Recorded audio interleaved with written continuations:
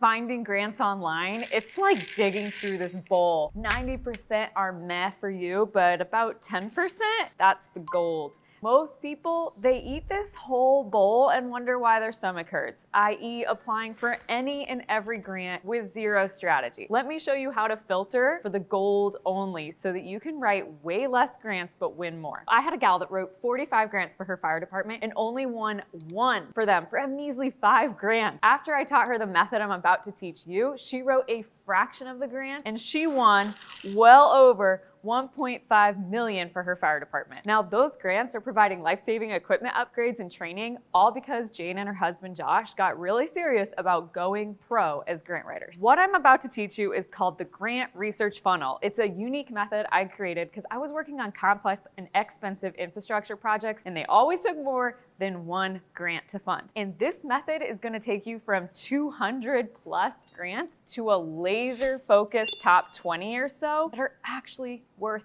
your time. Let me rant for a second, because if you do not have a systematic approach to finding grants, you chase grants haphazardly and this will burn you out. You'll have a dismal win rate and you will not get your life back, okay? When you waste time applying for a grant that has like a 2% win rate, you can literally blow tens to hundreds of hours with virtually no likelihood of winning them. And ain't nobody got time for that. Instead, I want you to think about finding grants as a 3-stage process moving down the grant research funnel. Stage 1 is finding those 200 grants, the discovery phase in the first place. This is the jelly bean pile. The fastest and best way to do this is using Instrumentl. This is software that makes finding grants easy. They are truly the gold standard in grant research, and I do not recommend any other tool for the job. Now, watch me set up a project and get 200 plus grants in 2 minutes. I'm in Instrumentl, I hit start a new project, and what I'm going to do, a Baker County no-kill. This is a project that Coach Haley worked on. This is a new feature where I can just drop in a description of what we're trying to get fundraising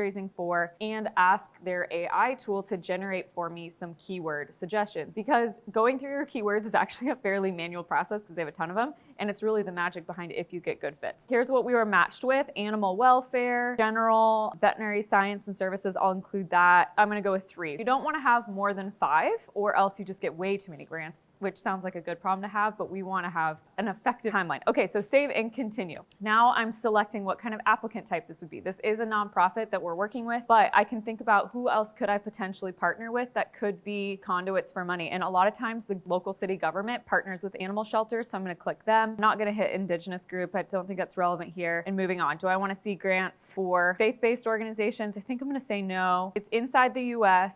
I'm going to say exactly where it's happening, which is Georgia, and it is in Baker County, but I'm also just going to say everywhere in Georgia. Confirm, leaving out the animal section. Now, if I were working on something else, I typically had a minimum of $20,000 grants for the projects I was working on, but you can decide that here, and no max, of course. In terms of projects, just select, unless it's for sure not a capital project would be factored in. I like to just select them all. And then I say, I want to hear from everybody: associations, corporate, federal government, private, and the state and local government. Save and exit. So now Instrumentl is doing the work. We could set a timer. How long did that take for me to set up that search? And they found 186 grants for me, and I don't even know how long that took, but not long. 146 foundation grants, some corporate grants, and government grants. That brings us to stage 2. From 200 plus grants to that top 50-ish, this is our filter phase. In this stage, we're picking out the grants that catch our eye and they're worth looking at more closely later on. The way to very quickly decide if a grant is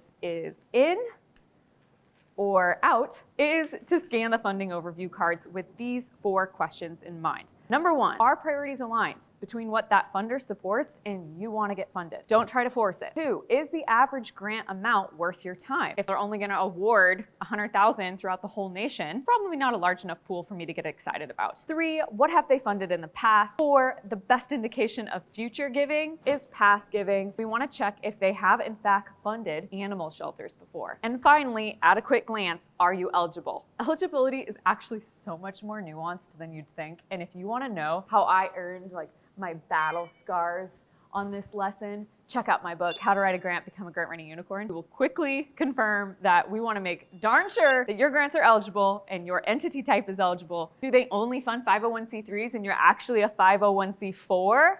the no-go. You're gonna run into some questions here. What do we do if we're not a 501c3 nonprofit? What if the funder says invite only? What if they require a match and we have no money? And y'all, that's why I created the Grant Writing Collective, an online course, community, and coaching program so you can win so much more money than someone just stumbling around themselves. Let's have a look. This is the card on the right-hand side. This is the Rachel Ray No Kill Excellence Grants. I'm just gonna scan this really, really quickly. Field of work, it's aligned. They fund nonprofits. Let's have a look at this 990 snapshot, which is amazing. It's telling me they give $13 million, which is good. And the average grant amount is $19K.